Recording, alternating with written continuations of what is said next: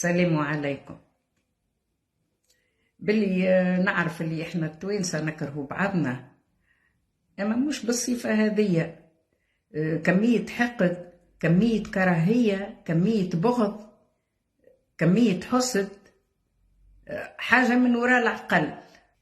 صحافة، اعلاميين، عبيد، محامين، الضجة اللي عملوها على ضحى لو كان مشاو عملوها على السياسيين اللي قاعدين سنين ربي وهما معناها ينهبوا فيهم وفقروهم وجوعوهم كان خير. لمجرد ان ظهرت في برنامج اكل الاعلامي هذاك، اعلامي العار الفاشل الهادي زعيم اللي مخه فارغ وتافه وما عنده حتى شيء معناه في مخه غير يستفز الضياف متاعه. والسؤال اللي ديما يكرر فيه ويعاود كل ضيف يجيبه ويسأله معناها قديش يخلص، وهذه معناها حاجة خاصة.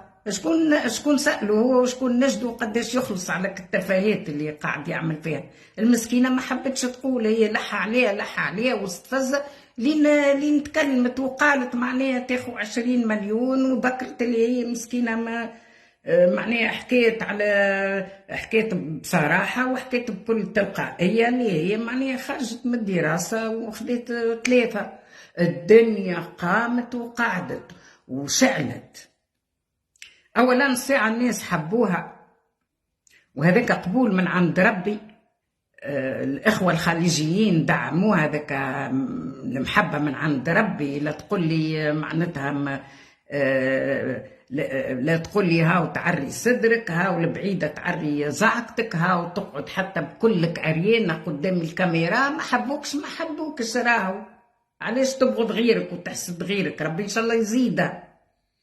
وبالنسبة لل3 اللي تحكيوا عليها، وريونا ثقافتكم انتوما، وريونا ثقافتكم. هاو قديش من مرة لي زافريكا يهبطوا يتكلموا ويسبوا. شكون منكم اللي تجرأ وخرج حكى معاه ورد عليه باللغة الفرنسية؟ كلمتين على بعضهم بالسوري ما تنجموش تقولوهم.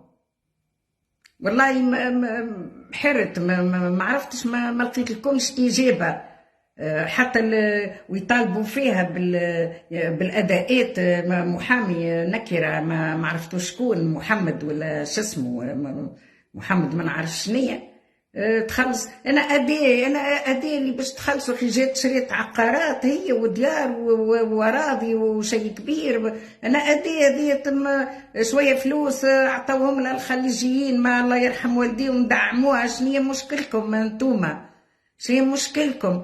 ما شبعتوش من السرقة والنهبة حتى ما اللي تسمعوا به.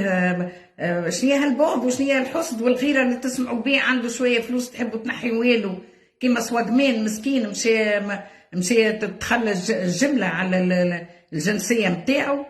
علاش؟ حبوا الخير للناس. راو كان باش تقعدوا تبغضوا وباش تقعدوا تحسدوا وباش تقعدوا تغيروا من العباد، باش تقعدوا تحت أسفل السفلين وما تقوم لكمش حتى قايمة.